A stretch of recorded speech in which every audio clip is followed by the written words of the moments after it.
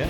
All right. Well, welcome back for another episode of Theology RX. And last episode, we had a pretty awesome turnout with some amazing women from our church talking about being godly women. And now it's the men's turn. And so I'm honored to have three gentlemen distinguished gentlemen, I will add, to this group. We have Dr. Bill Brown, we have Adam Haynes, and Andrew Sylvester Andrew joining us. Haynes. Yeah, Andrew Haynes, yes, yeah. And yeah, Mr. Sylvester, sorry. No, you can call me whatever you want to call me. Just call me. We'll keep it PG today. So anyways, thank you guys. As always, I know it's the end of the year and busy. So thank you for accompanying Pastor Josh and I on this adventure, if you will. So let us start with prayer real quick if we can. So Heavenly Father, we praise you and glorify you that we get to this opportunity to come together and just chit chat and talk about you and the glories that you offer us, and how can we be better? How can we be more like your son, like Jesus? So God, I just ask that you just bless this fellowship, this conversation. Let it glorify you in everything we say and we do. Help it to spark some interest, if it will, in somebody listening. And as always, we just praise you and bless you and thank you as we start with this Christmas season for your son Jesus. In your name I pray. Amen. Amen. All right. So in preparing for this just a little, I've actually kind of already got a little bit of a head start. There's a few questions that I think we'll go through, and honestly, whoever wants to speak up on it or listen to whoever else has something to go with, I think that's always been helpful. We were blessed with the very knowledgeable Miss Ann to set it up, and then it just flowed like honey after that. So no pressure to anybody out there. But anyways, as we get started in kind of what it takes to be not just a man in today's world and what that definition would look like, but what it takes to be a godly man. I think if we start off with just kind of the first little question, we have to kind of go, with that growth aspect in mind, what we used to think it used to be, what we think about it currently being, and then as we get wiser, hopefully, and older, what we look at it now. And so it's going to be really interesting to hear, I think, everybody's aspects. That was really, I think, interesting when we had what it means to be a godly woman, and how Miss Ann's perspectives, she could resonate with Laura's. And then also there was some aspects that she was dealing with at a different chapter in life. So I'm really excited to hear kind of what everybody's got to say. So let's start right in. Who's been a spiritual influence or leader for you that you guys aspire to maybe be like, or just well respected in your life? Anybody? Dr. Brown, you want to go first? Age before beauty, eh? Yeah. Whatever. How about wisdom before? There you go. As I look back over the years, I think, there's just at different stages.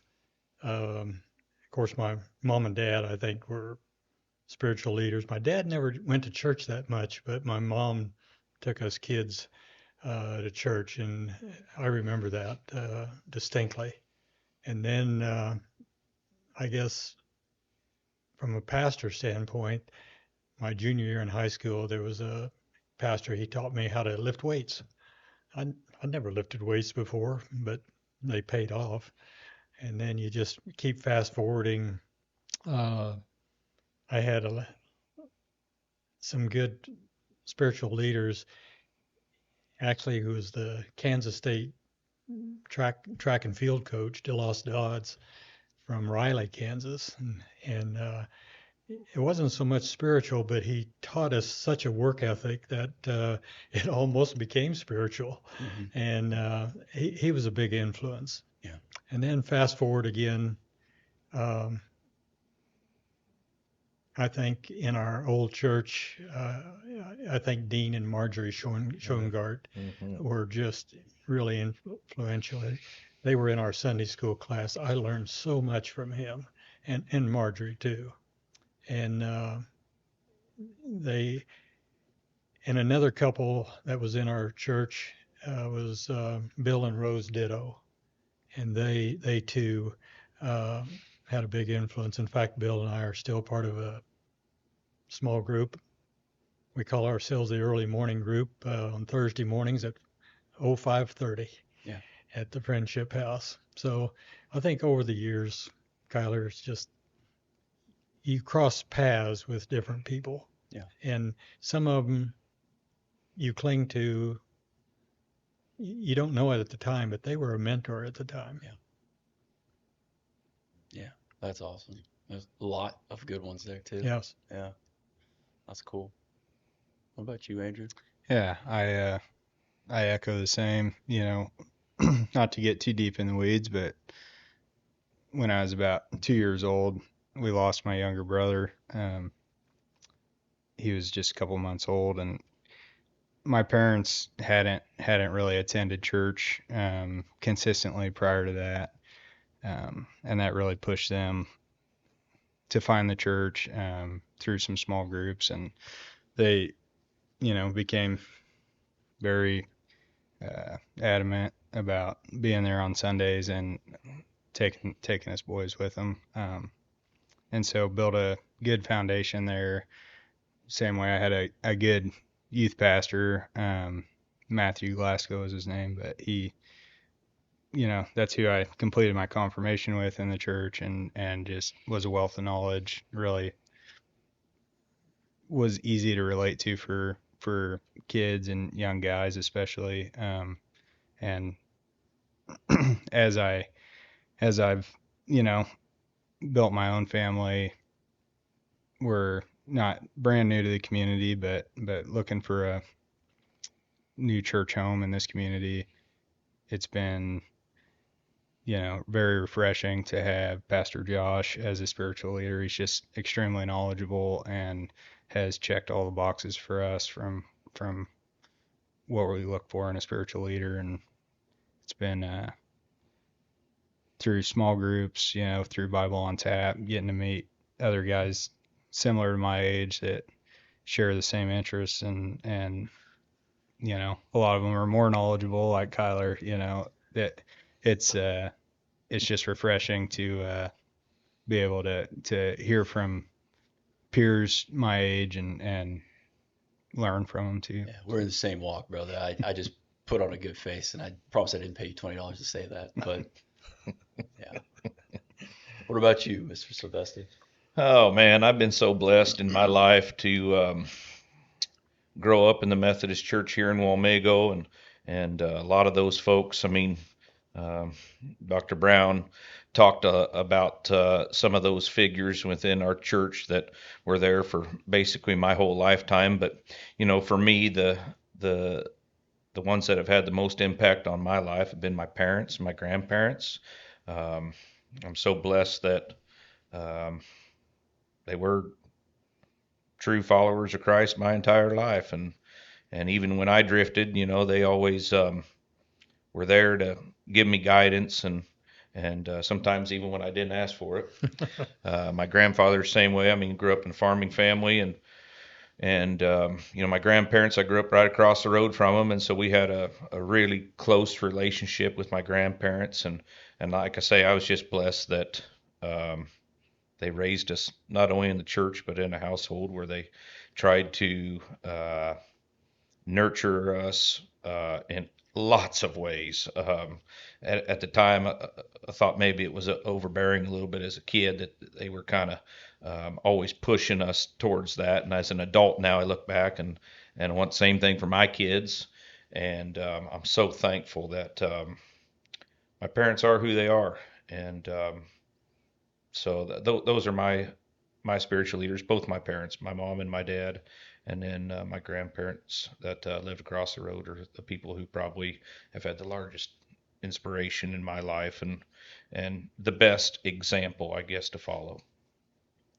Yeah, so looking into that, what is kind of interesting as we go on in our lives, but these people, as a consensus, there's been a little bit of parents, grandparents, which some of us are, some of us will be, and that's kind of an interesting aspect to kind of keep keep track of it. Your job's never ending, right? You could be that spiritual leader for somebody and in your life that you just didn't even realize it. So yeah, that's awesome. Appreciate you guys sharing. So let's go into spiritual disciplines. And what are you currently trying to get better at, right?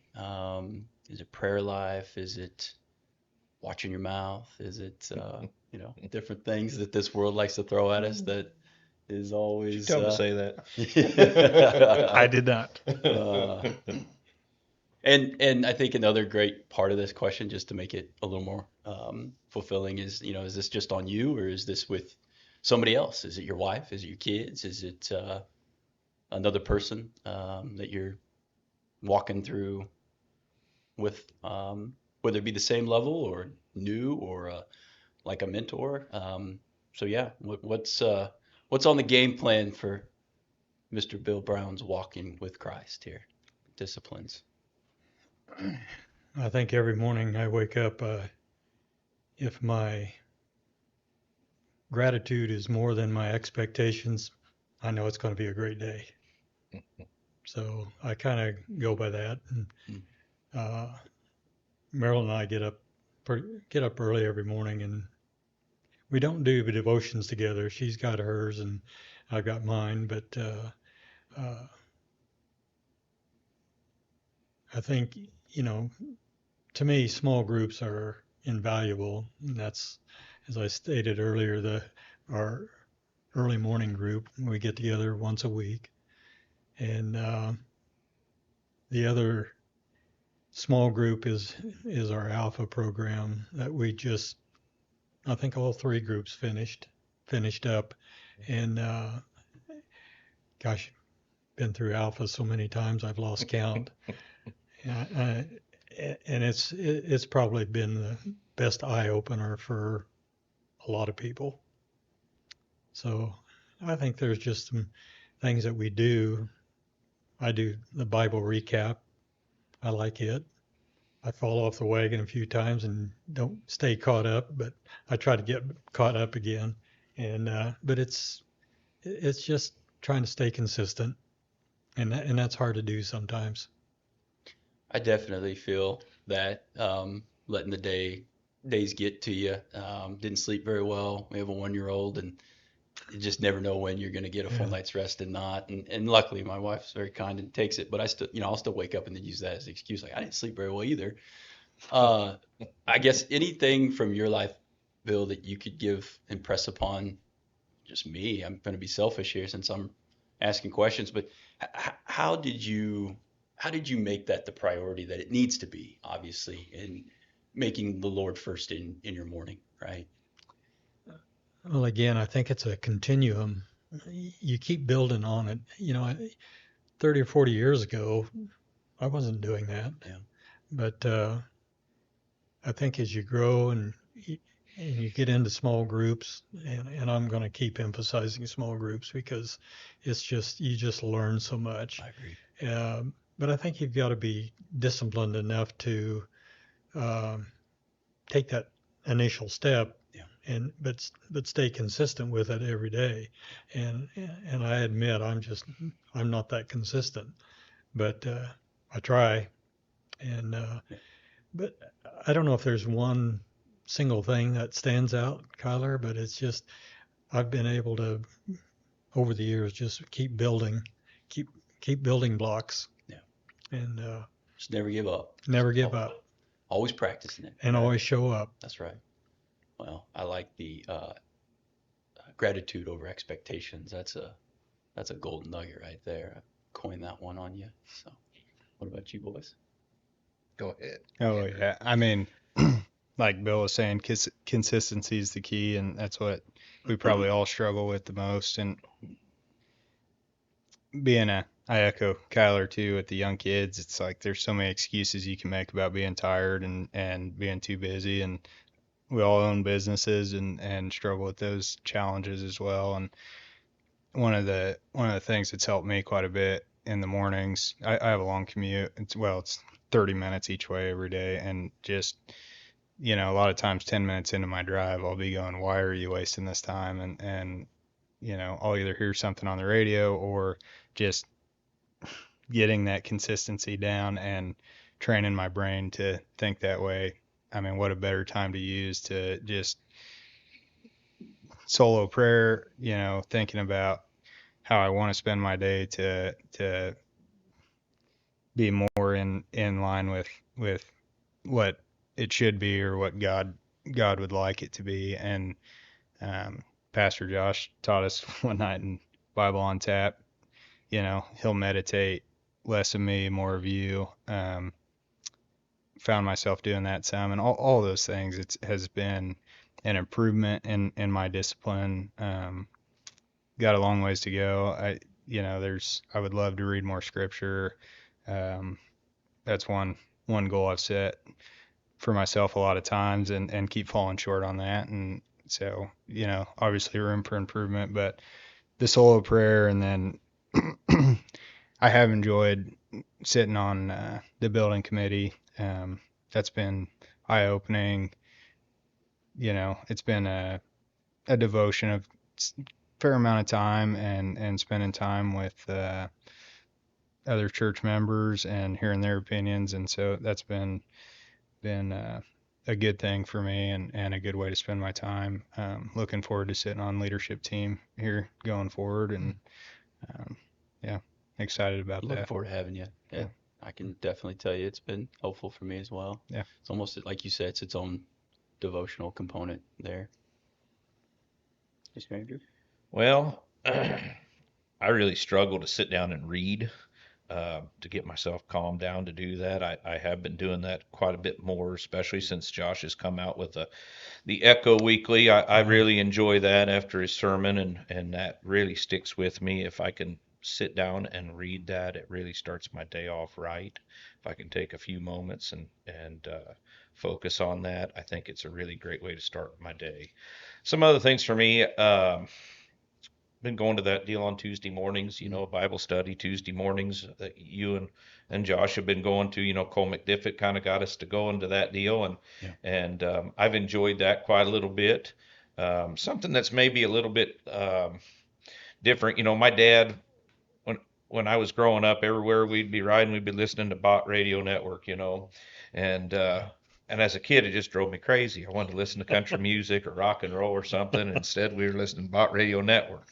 So now I'm driving down the road and I still listen to some country music and stuff, but I'll find myself tuning into Bot Radio Network. I mean, it's just Focus on the Family and some of those other programs on there are a lot more beneficial than what they used to be, at least in my eyes.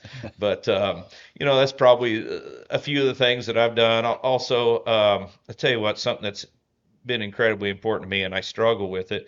Make sure I'm at church every Sunday. If I miss, and I do miss from time to time, in my occupation, I guess when they call you and they want you to come sell sale, and you're self-employed, you usually go do it. And maybe I shouldn't on Sundays, but I do that sometimes. And if I miss Sunday, it really makes the rest of the week a challenge. And so getting to church on Sunday and getting realigned every single Sunday is important to me. And I know some people, I have friends that say, oh, I don't go to church, but I'm a Christian or whatever. At least in my eyes and for me personally, showing up there on Sunday, every Sunday, it makes a big difference in my life, and it helps me stay focused and in line. And when I don't get that done, it's a struggle for me. So going to church every Sunday is pretty darn important in my book. I think that's a very valid point. We know when there's more than two of us together, God's there with us. Definitely. And, when you're on the road thinking about it, there's a difference. There's some, maybe I think, blessings of fruit of the Spirit that we would gain or garner more from. So, yeah, I think that's a very valid and fair point. So, how are you living out your faith in church and in your everyday life? That was pretty self-explanatory. It's a tough question there, Pastor Josh.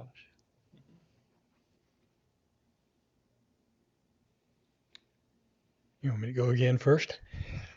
You're I'm kind of first the up. go-to Okay. man of wisdom here. Within the church, over the years, I've served on, I think, almost every church committee at Hugoton. We were pretty involved and chaired, sat on a lot of different committees there. I think after our planning of a new church, I think one thing that helped me grow was being chair of the transitional team for 9 months. And then I learned a lot there, just trying to set up with other people's help, of course, setting up the different ministries in our church. That was important to a lot of us, that we get things straight right out of the starting blocks and go with that. Today, chair of the finance team, and there's 3 of us that lead the communication teams for our building site and Keystone Group, and we enjoy that. Justin and Mark and the 3 of us get along great. We vowed to be transparent with each other the entire process, so we do that quite a bit. And everyday life, I think it's just, again, waking up and being more grateful than you are expecting something. Yeah. And just trying to stay consistent with a lot of devotions, just you're there and giving yourself to the church, but you're giving yourself outside of the church. You're giving yourself to people too. I was blessed to go with Pastor Josh to all the charge conferences in our district. 13. And that was an eye opener too. Of course, Josh and I got to strategize. We had a lot of windshield time, and we got to strategize a lot for our church, and so that was beneficial. I think it's just doing the little things, within the church and even outside the church, just one thing at a time, one person at a time, engaging people. Yeah, and I can definitely tell you this from my perspective, and it's not just you, but you were a big part of when we went through the transition piece. And this isn't about that to say per se, but it's just a level of gratitude for you and the rest of that group that went out on a limb and decided to do something that God told you to do. And the blessings that it's been in my life and my wife's life, and is for my kids, is something that I'm just grateful for your leadership in that aspect, and for how well you and the rest of that group, and there's a lot of names there, but we just are very appreciative. Well, there was 11 of us, and we met around our kitchen table for weeks on end. In fact, 2 or 3 months on end. Yeah. And every week just plan and plan some more. Yeah. So it was, we all had the same mindset. It's pretty cool after yesterday's service, or to see the number, and I don't want to say humble beginnings, because it was, because of that planning, pretty successful right off the bat, but got a full-time pastor. Right. We're talking about some exciting things, and definitely, looking back and reflecting, pretty cool to see how you are living out your faith, Bill. It's definitely something I respect and definitely admire. So, what about you boys? Faith in church, obviously. Yeah, I mean, and life. Talked a little bit about the committees I serve on, but one of the biggest things for me, and I guess I've always kind of had this to me a little bit, is just try to be kind and try to be humble to everybody around me. And it just comes from a place of, that was, I don't want to say beat into me, but I had a great example of that from my parents, and I got good siblings, and it's like, I've just always catch more flies with honey, and it's been, that served me well in my life to have that attitude, and so always try to keep that forefront.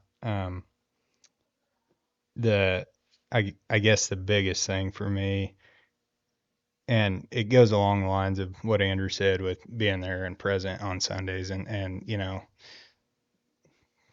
making sure that I'm listening to the word that's being spoken, and being the pastor of my house. I mean, that's the biggest thing. Showing my kids, which line is the right one to walk, and taking them with me to church, and taking them with me when we're outside, and just trying to plant those seeds, and make sure they grow how I want them to. So it's I guess that's where I pride myself the most, and where I try to focus the most of my time is with my children. When Laura and I first got married, um, we were some of the only younger type generation within the church, and so um, the older generation, or the two generations above us, boy, they wanted us to get involved, and we were happy to get involved. I served on several committees at the United Methodist Church when we were members there. Um, as our kids got older, and my business has picked up, I've probably taken a bigger step back from that. I guess I'm kind of in a nut gathering stage of my life, and hustling pretty hard.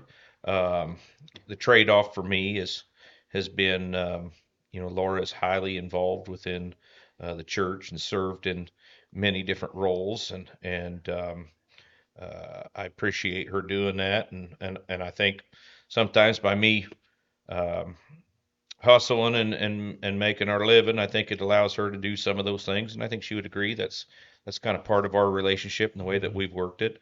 I think at some point I'll probably step back into some more leadership roles at the church.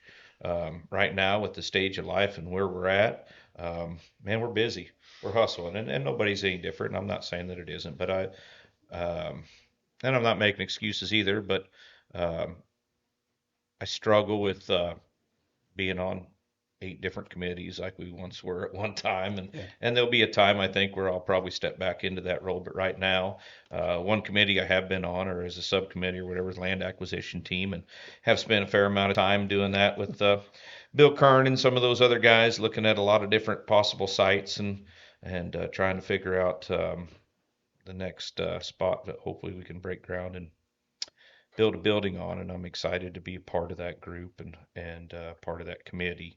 But as far as my involvement with in the church, it's that right now.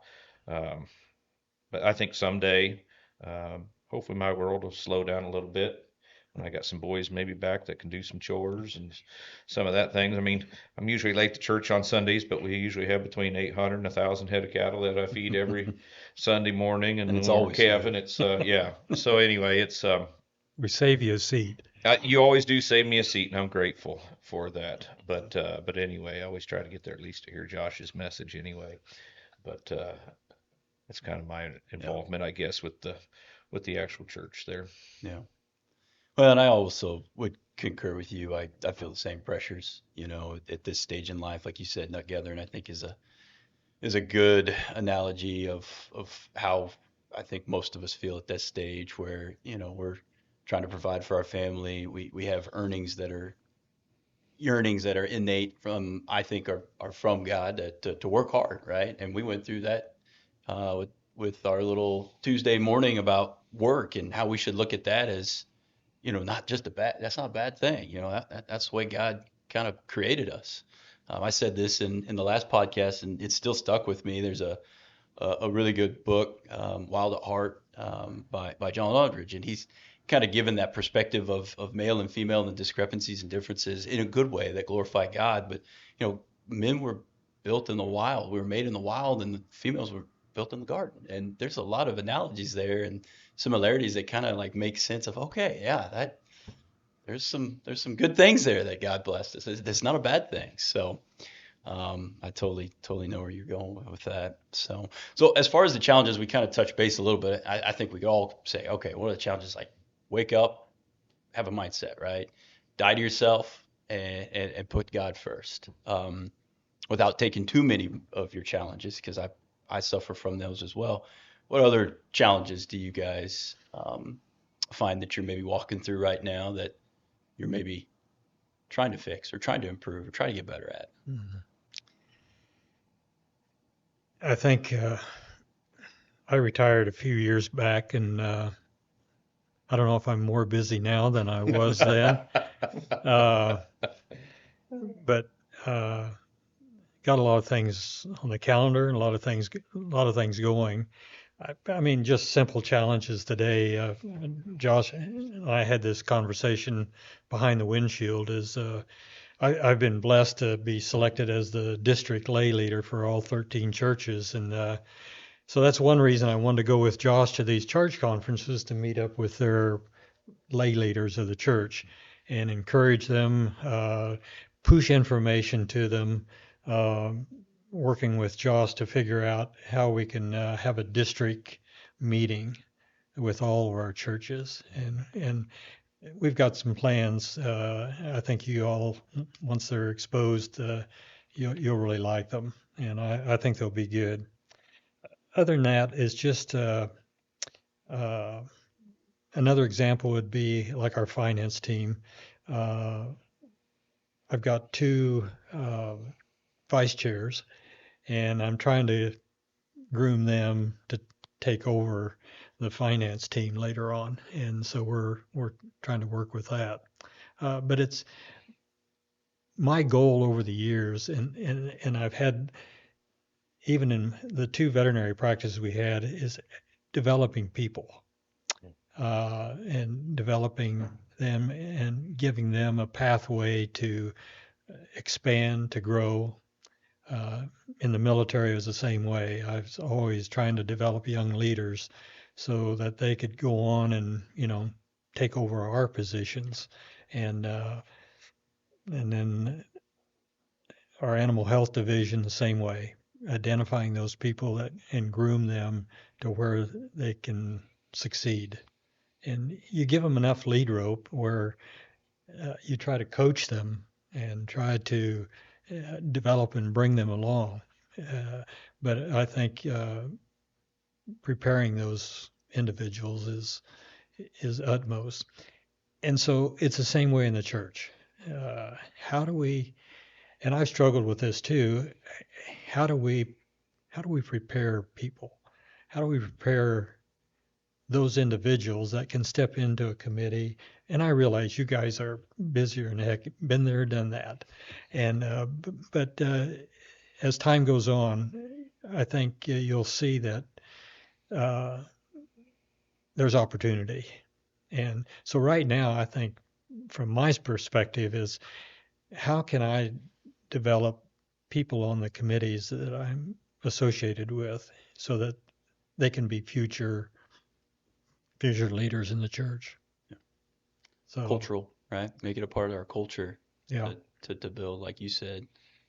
I see that also in my practices too. yeah. Or just multiple locations, and I'm not there every day, and no, Mhm. nor does everybody want me there every day. But how can, like you said, lead on with that aspect of, okay, try to let them grow and let them learn with some mistakes, but just don't make the same Mhm. bad mistakes that I learned Right. from, right? Let them be less severe. So yeah, that's good. Andrew, anything Yeah. to add? Um, I think Andrew used the term, he's in the nut gathering stage, and I'm going, I feel that, it's running pretty crazy, and seems like trying to find a way to prioritize my time in a way that aligns with God's will, um, can be challenging. And whether it's work or the kids or whatever it is, it just, time runs short. And days are short this time of year. It's like by the time you get home, you eat dinner, get the kids to bed, it's the day's over and you go to bed and do it again. And so I'm guilty of getting in that routine of doing that. So that's definitely a challenge for me, and something that I realize, and you know try to continually find time to work that in. Like I said earlier, the mornings work well for me just because the commute time, but that's that's a short part of my day, and would like to figure out a way to commit more time to it. Yeah. Yeah, I think that's right on with what I would think is challenges. I mean, the word that comes to my mind is balance.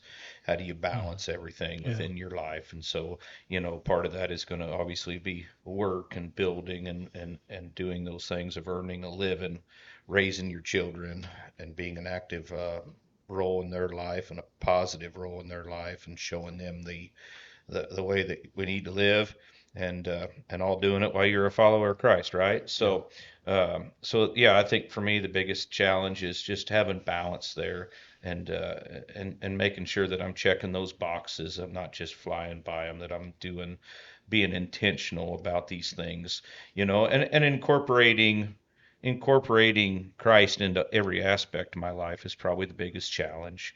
It's easy to have Christ in your life when you're at church or when you're at Bible study, but when you're on the job, or you're like in my case, if you're working cattle with family, can sometimes be a challenge for anybody who's done that. But that's kind of where I'm at, is just trying to balance everything, and keep Christ the center of it. Yeah. Yeah, I think one thing too that I have been working on is when I walk in the door to greet my family after a long day, and whether it was a good day or a bad day, am I just dropping some of that excess baggage, is kindness and peace following me as I walk in that door. When my kids, if I were to really hone them down and say, is dad fun to be around that first 10, 15 minutes? I can't always say that they'd say yes, and some of that's on me to make sure that I'm putting the perspective of, I don't get to see them very often, and I need to make sure I keep that time as valuable as it is. I need to make sure I always remember that, and not take it for granted, and prioritize and go there. So, yeah. The three of you, I hear those common themes because Marilyn and I went through the same thing Yeah. with three daughters and going different ways all the time. But I guess my word of advice is, spend time with your family. Yeah. Because, boy, I tell you what, it really goes fast. It's flying by. It just flies. Yeah. And your comments, trying to balance and everything are spot on. It's you have to work at it, Yeah. but you won't regret it at all. Yeah. Thank God to Maggie for coming up with trips. Once in a while, I'd be a You stay-at-home. guys just take let's be- trips? Yeah, we do trips once in a while, man. I tell you what, if I had my way early on, I'd be Don't like, tell my well, it's family time no matter what, but that's one way we were able to kind of keep it. So keep going. So,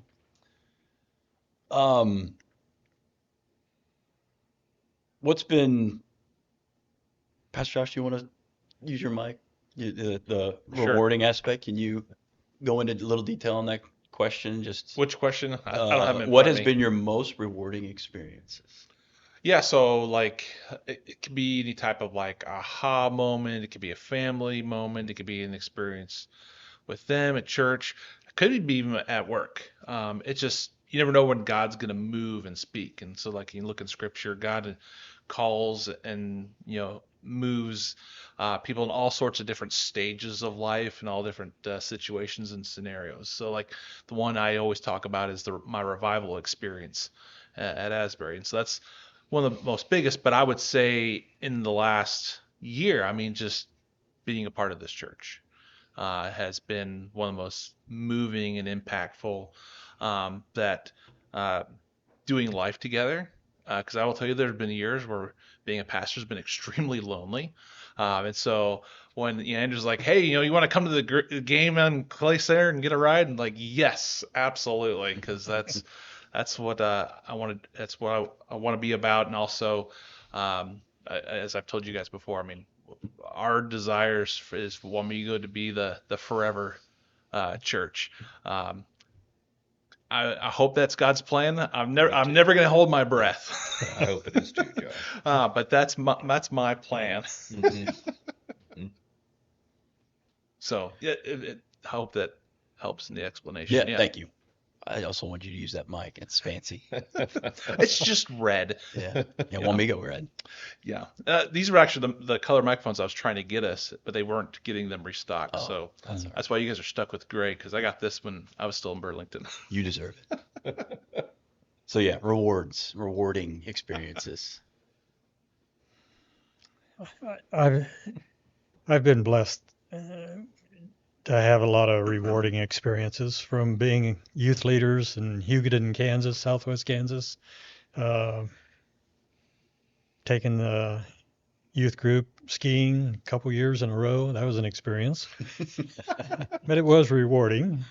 Um, the last 4 years, I've been a mentor at Eagle University, and this is a week long or 8 day long where they bring in youth from all over the United States down at uh, Baker University, Mhm. and you go in there and you're a mentor that morning for a group, small 2 or 3 kids. Every 20 minutes, they interview you. I mean, it's open questions, so you'd be prepared for anything. Anything. And that's really been rewarding because you can impart some things, and they ask some good questions. Uh, Other areas where we've been blessed is, again, and I've already stated, just planning a new church. That was a rewarding experience for all of us, I think. And I think we pulled a lot of the right strings, but not entirely. But there's not a whole lot of things we would have done different. And I think that's just because uh, the rest of the group, all 11 of us, just had a mindset to, move forward and just make this thing work. Yeah. And uh, another rewarding area for me is just forming a veterans group within our church. We've got 20 of us, and so trying to get them organized. We had a big project, the senior center, by installing sound system throughout the senior center. Yeah. They bought the equipment and all the speakers and everything, and we did all the work. That was fun.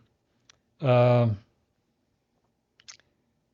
I was blessed last year as a delegate to the convening conference of the Global Methodist Church in Costa Rica, and blessed this year for being a delegate to the first general conference in the world at Yep. Johannesburg. So I've really felt blessed with those.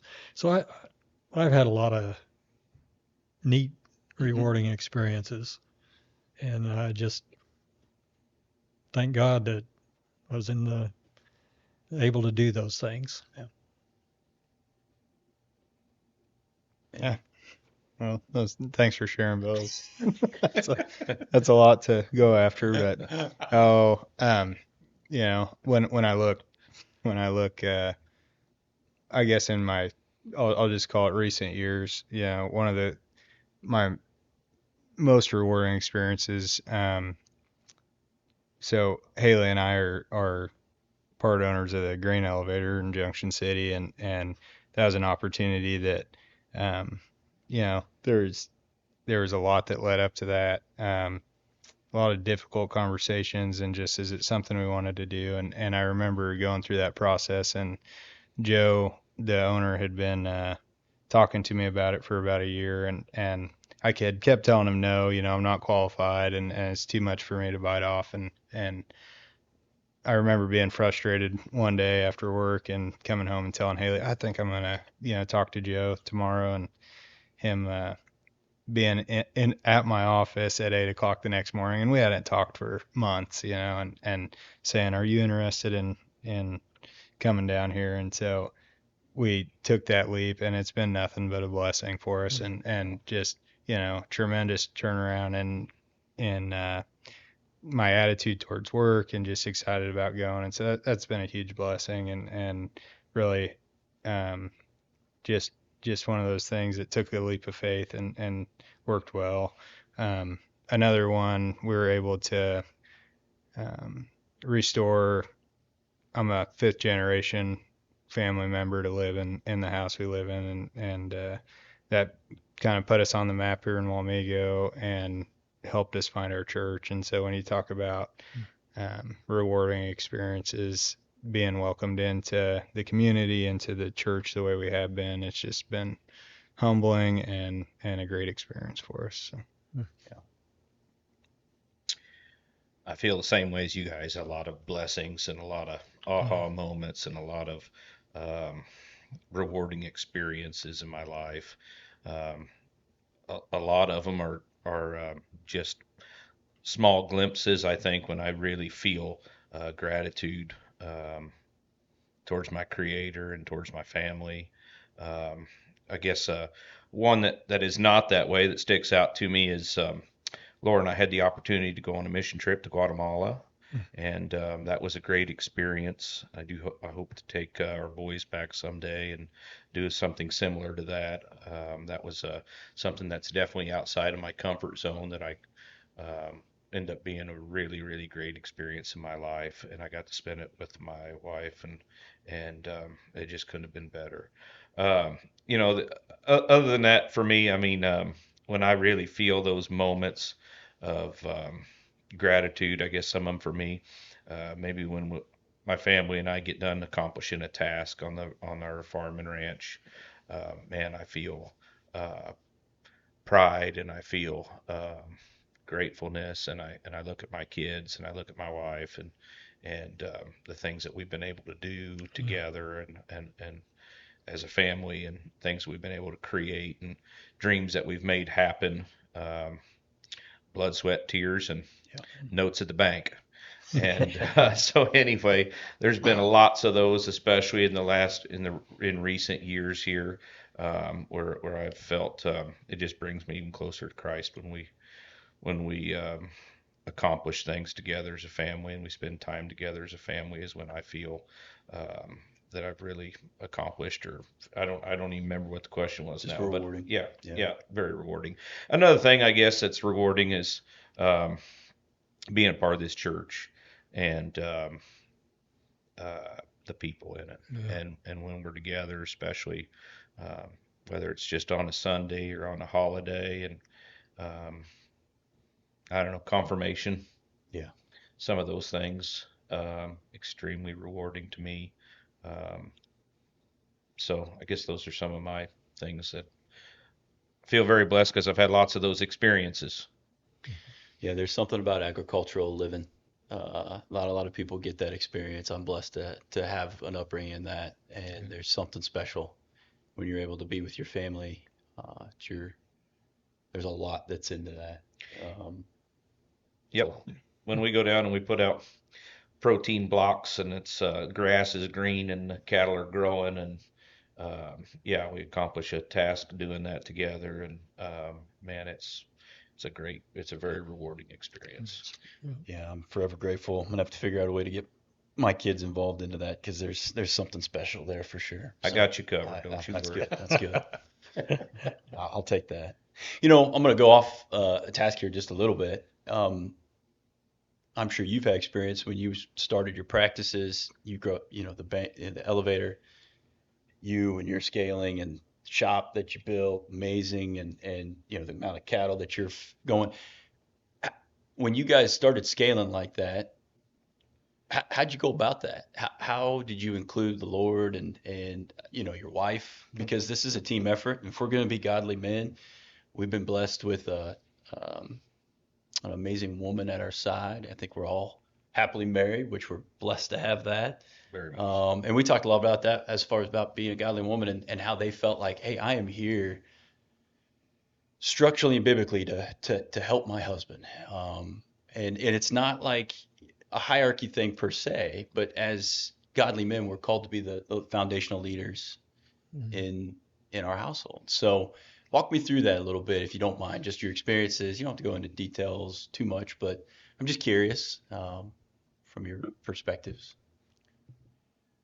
Well, I think when we started our first practice, we bought a practice and moved from Syracuse, Kansas to Hugoton, and this was before y'all's time, but that was the time that Nixon put on the price freeze and the Arabs shut off the oil.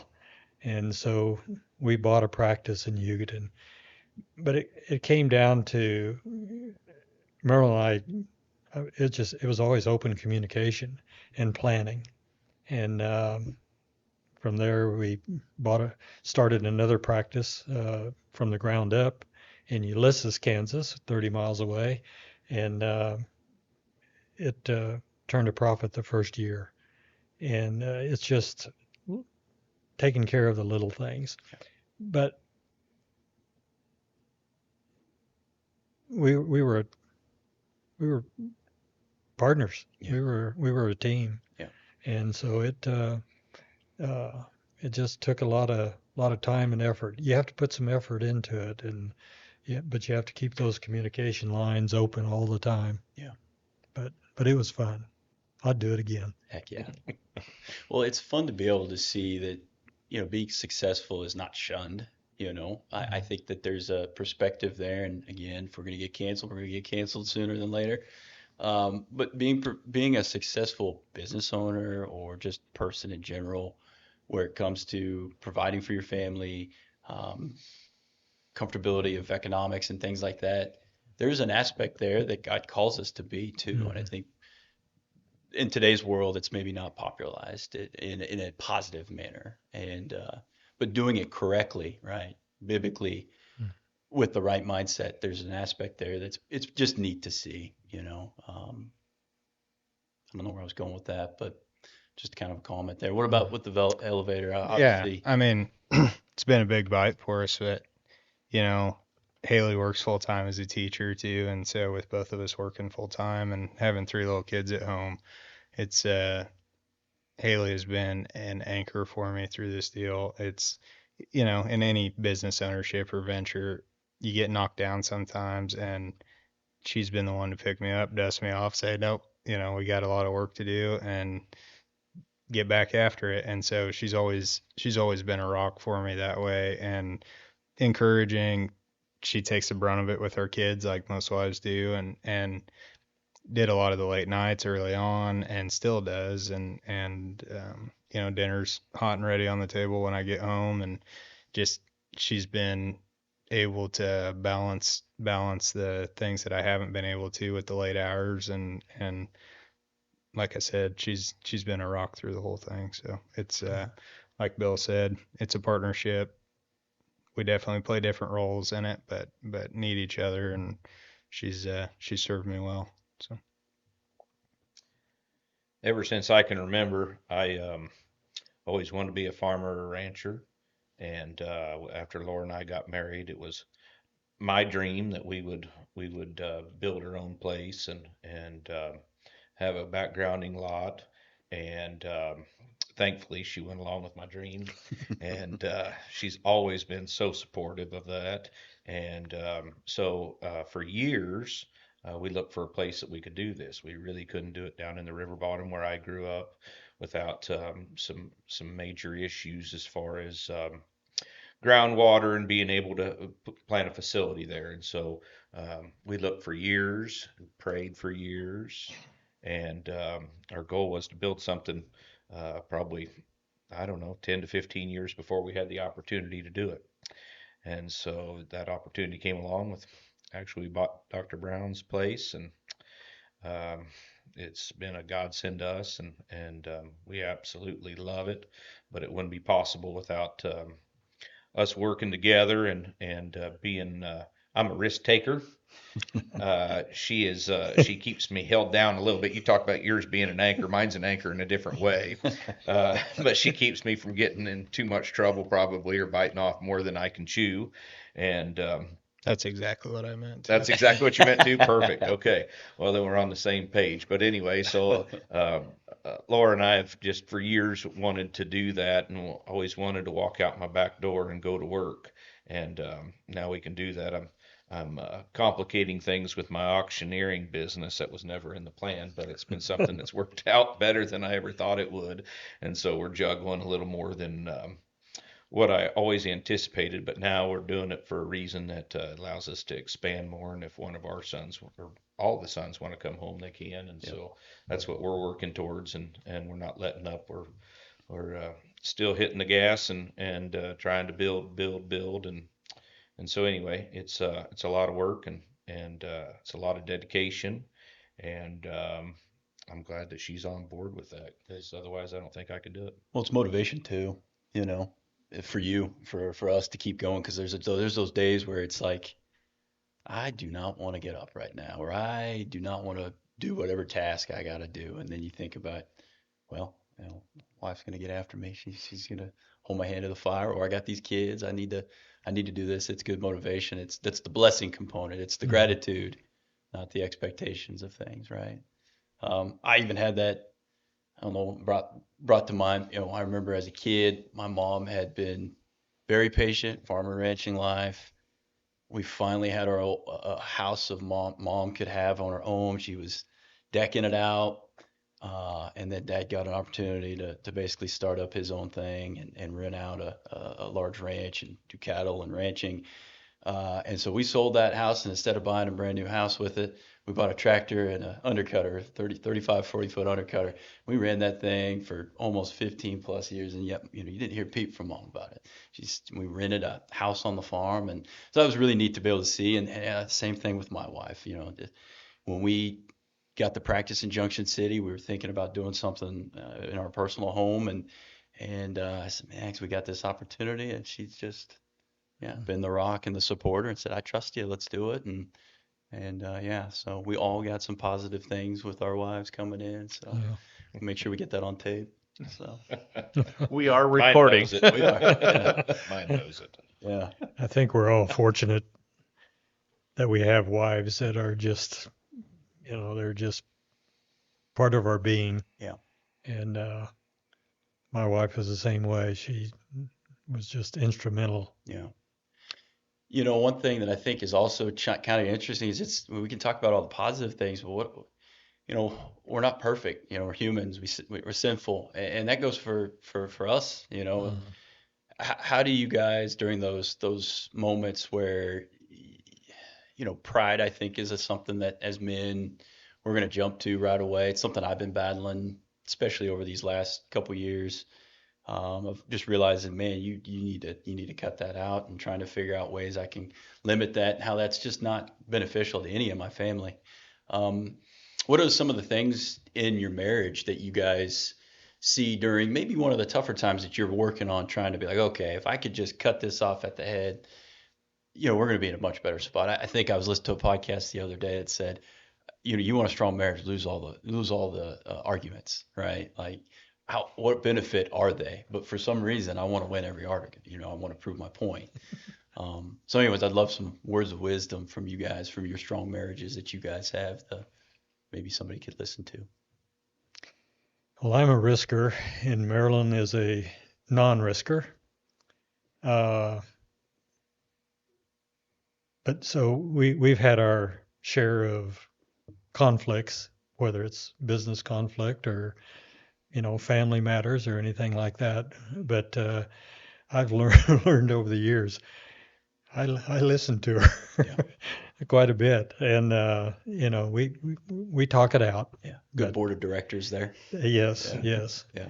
And it's been good. Yeah. I can't complain. I've just been blessed with a wonderful wife, and she works at it. We both work at it. Yeah. So, but communication is key. Yeah. Anything to add? Yeah, I mean, communication, I agree. right. It's just most important. And I've come to find that just in the last few years more so with the business ownership side.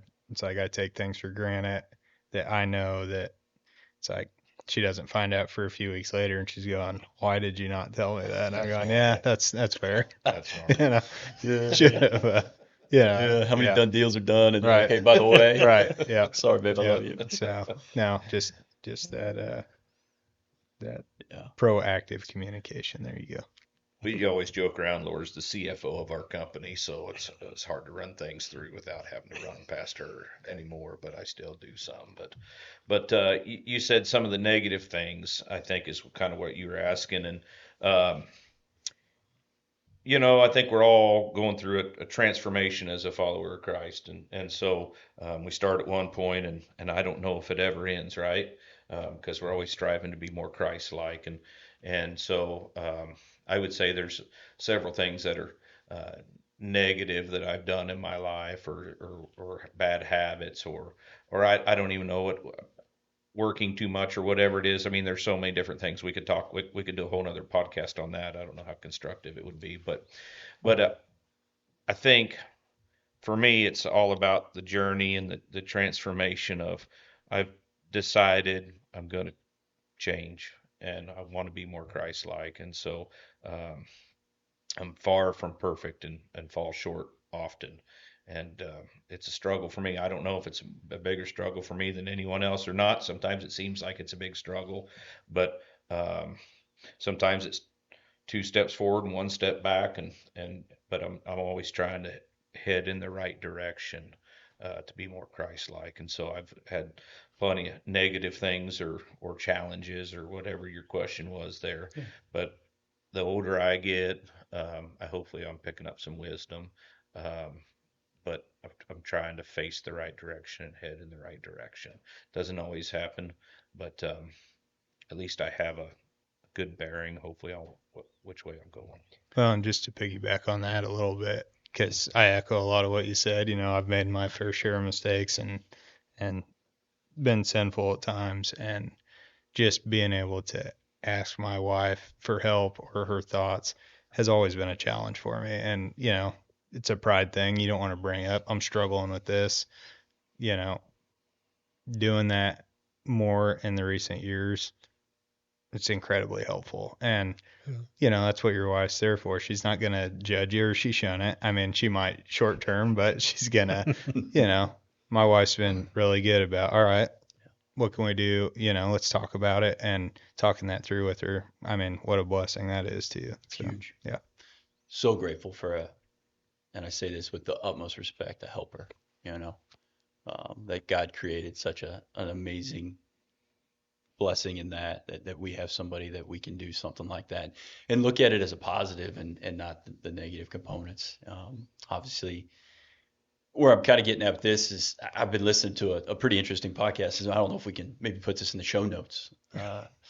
But Pastor Joby Martin at Church 1122 is doing right now, and I encourage you all to listen to it. It's been really cool for me, and he's got multiple episodes out now, and one of his other pastors is in there too. But it's basically just being a godly man, and so it's kind of funny that this all timed out the way this is, and it's a plethora of information. I could never do it justice, but I think having my wife and then also now having kids has just put the utmost importance on like how crazy important it is for me to make sure, like you said, I got that moral compass of Jesus in front of me, and I need to do my darndest to make sure that I'm taking every step I can and don't let the world construe the mediocrity of it and how important I need to make sure I keep that. It's really good. I encourage you guys to listen to it.